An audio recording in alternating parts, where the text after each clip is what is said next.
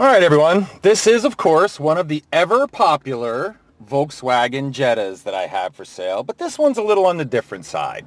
First of all, this is a 1999. I'm going to start it up, and I'm going to explain the good, the bad, and the different. I'm going to also classify this vehicle as what we would call a mechanic's special. Okay, first of all, as you can see, it's got a check engine light on. Now, I very easily could have cleared that light and showed you this car and drove it, and it would have been perfect.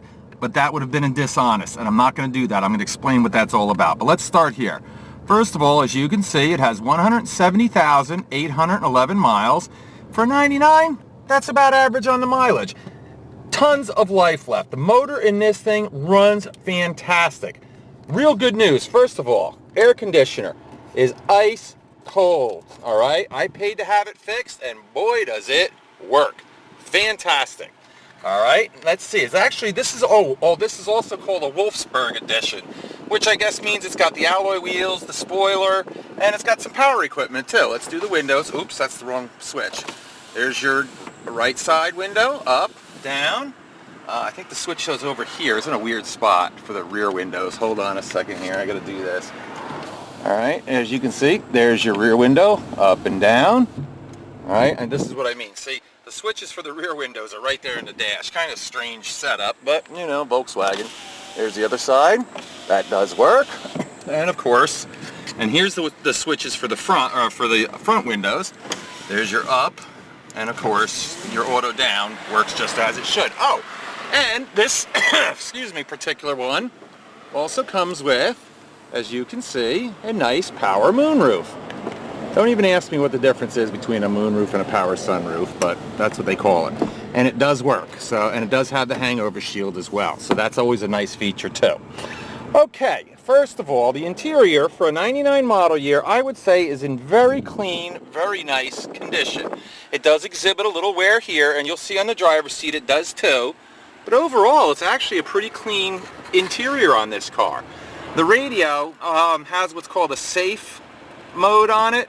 That means the battery's been disconnected. I haven't even looked. There might be a code, excuse me, in the glove box, but I don't know. Otherwise, you're going to have to get it from Volkswagen. But you will need, as you can see, I would say, a windshield, because as you can see, there's a pretty decent crack. What happens, folks, is you spend a certain amount of money on a vehicle, it just doesn't worth to keep going. I could spend probably another 500 bucks and make this a brand new car, but then who am I going to sell it to? Because then I own it for too much money. Because I already overpaid for the car just to get it because I like Volkswagens. But anyway, so that's why I'm calling this a mechanic special, because you're going to have to do a little work to it. But nothing really huge. Okay, there's your driver's side door. Now, let me show you here's your, the driver's here. As you can see, nice, clean. That back down there. All right, now of course, here's your driver's seat, and here's where I was talking about. There's your wear and tear. And believe it or not, sitting in this seat, that doesn't even bother you. I'm surprised. But you know what? It's actually pretty comfy to sit in. Oh yeah, this has cruise control. I already showed you the other stuff. All right, let me do the tires first. And don't worry, I'm going to get to all the stuff on it. Left front tire. Feeling that tread, I can't even get my finger to the bottom. So I'm going to say that's probably, geez, that's got to be, here, you know what? Let me turn the wheel and you guys can see for yourself a little bit better. Yeah, that's really good tread. That's probably at least 75% of the tread left. All right, rear tire. That one, I'm going to say, is a little less, probably about 60 to 65%. And if you'll notice, those are alloy Volkswagen wheels. This one actually is better than the other side. This one's probably more like 75, 80% there.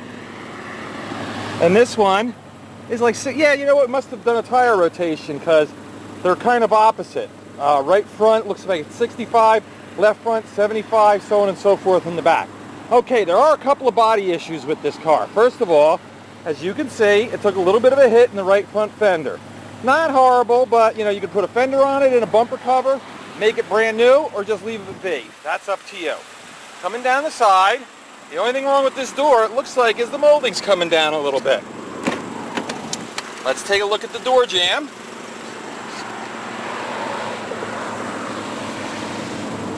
As you can see, nice and clean. And of course, here is your, what do you call it, your passenger side. One of the early cars with dual airbags. All right, let's do around the door now. And here's something I want you to really pay attention to. See this area right here? If rust is going to start in a car, this is usually where it'll start, is there and under there. But as you saw on that door, nothing. Okay, this door actually looks really nice. So this door is really good. Do the door jamb. As you can see, nice and clean. And other than a little fading on the seat from the sun, the rear seat, rear area is really nice and clean. And we'll do this door jamb. All right, and again, as you can see, absolutely rust-free. Okay, looks like it took a little scrape along here, and that bumper hangs a little bit. Again, nothing major. Oh, the quarter panel's good except for the scrape. The roof, now this is weird. I don't know what this is. It looks like maybe some of the clear coat's coming off. But folks, we got to keep this in perspective. This is a 15-year-old car. It is not going to be perfect. All right, but what it will be is a nice cheap car for somebody, especially when we get to the issues of what it is to fix. All right, now as you can see, very, very large trunk for a little car. Oh yeah, and look, it's also got a CD changer in there. All right, let's close this up. And as you can see, Jetta, the rear bumper's not in horrible shape. And as I said, it is the Wolfsburg edition. See, there's your spoiler. You saw the alloy wheels. Alright, the trunk itself looks like a little bit of clear coat might be coming off there. A little ding there, you know, stuff along there. But the rest of this quarter panel looks pretty nice. Just a little scrape along the bumper. Alright, coming to this door, it's missing a piece of molding. Probably can get that at the junkyard if you wanted to. And of course, this roof on this side is the same as the other. Alright, coming on this side in the door. Let's take a look. Okay. And now let's do the door itself. I am really surprised. This is such a nice, so far, rust-free car. Oh, here, you know what I want to show you too? I always like to do this if I remember. Let's go and take a look underneath the back here. So you can take a look and see what's up back there. Okay. And I'll try to remember to do that in the front as well. All right, let's do the driver's door. Outside, looks pretty nice. You know, a little rub mark here on the, on the molding, but nothing major. Let's do the door jamb. Okay, that. And again, once again, absolutely rust-free. So that's a really good thing. All right, left front fender looks like it's got a little dent right there. Oh, actually not so little. So yeah, this car, like I said, has been bumped a couple of times, you know. Again, 1999 model year. All right, the front, a little washed out it looks like. A couple lights missing. Headlights do work, as you can see. This thing is a little loose, this grill part. Let's do under here. Alright, that's that. But as with any vehicle, the heart and the soul is the engine. And I gotta tell you, this puppy purrs. I think the only thing I had to do is I put a new distributor cap on it. I may have done plugs and wires too. I don't actually remember. I'd have to look at the bill. But like I said, I did spend some money on this, you know, to make it run good. But listen, here, I'll rev it up for you. It's the 2-liter engine.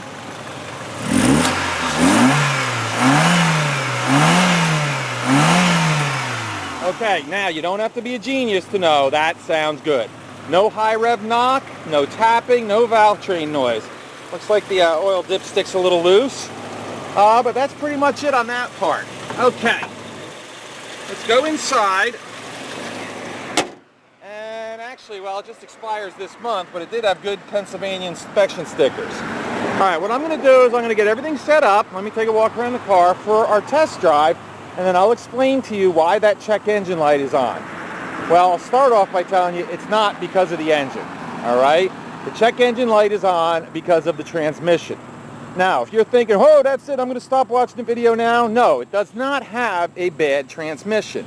What it does have is an electrical issue in the transmission, and as my mechanic described it, there's a wiring harness inside the transmission where I think he said if you drop the pan, I forget the terminology because I'm not a mechanic, valve body, there's some wiring in there. Well, something is disconnected. So anyway, if you know somebody that knows about transes, I don't even think it has to come out. I think you just have to take that part out. Anyway, let's go for a ride. All right, folks, I told you what the problem is, or actually I told you how to fix it, but what does it actually mean to you as far as driving the car is concerned? Okay, first of all, what it does is it basically only lets you shift. You have to manually shift it, first of all, if you want to, get up to speed. First, second, third. It won't go into overdrive. The electronic overdrive is what's not really working. Now, interestingly enough, I have cleared that code and driven this car. I've actually driven this car a lot. I can clear that code, and this car will actually go maybe 100, 200 miles with it working perfectly. But like I said, it is an electronic issue, and I didn't feel it would have been fair had I, like I said, cleared the code, drove the car, showed you it works perfectly, and then you take it and 50 miles down the road, bing, all of a sudden, hey, what's up? That guy sold me a car, blah, blah, blah. So that's the deal. As you can see, it goes nice and straight. My hands are off the wheel. Gets right up to speed, runs fantastic, gets fantastic mileage. I love this 2-liter engine. It's peppy, but yet it's not that turbocharged engine, so you don't have a lot more stuff to go wrong. As you can see, right up 50 miles an hour, no problem. I'm just trying to think if there's anything else I can tell you about this car. I mean, other than that. So obviously, you've got two choices. It's going to be a cheap car. You can buy it, leave it the way it is, just drive it around. Okay, if you have one of those little gizmos like I have, you can clear the code and then use it to keep resetting the electronics in it. Or you can spend a couple $100 or whatever it is, I don't even know, and get it fixed. Up to you. It's actually, the car's really nice enough that I think it's worthy of getting fixed. And like I said, I'm going to be selling it so cheap that you don't have to worry. But as you can see, by manually shifting it, it goes right through the gears, no issue. All right? It will not, as I said though, see, I just put it into drive. It will not shift into overdrive. Okay? Unless, of course, you clear the code, so on and so forth. But anyway, that's the deal with that. All right, the next thing we're going to do is going to be a brake test. And all that's going to consist of is I pull into this empty lot across the street from my place. I know where there's some loose gravel. I let go of the steering wheel and slam on the brakes. We see what happens. What I'd like you to do is just keep your eye on the steering wheel. If it swings wildly one way or the other, there's probably a brake problem. If it stays pretty much, in the middle, it should be good. Like I said, I have driven this car, geez, a lot. Let me see. Over 250 miles. So I do know, actually, that they're good. But here we go. I don't know if you noticed, the wheel rock solid. Okay, so we do have good brakes.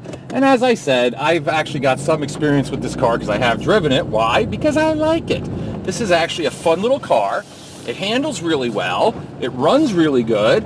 Like I said, especially if I clear the code and, the trans works fine, it's great. And it even gets good gas mileage.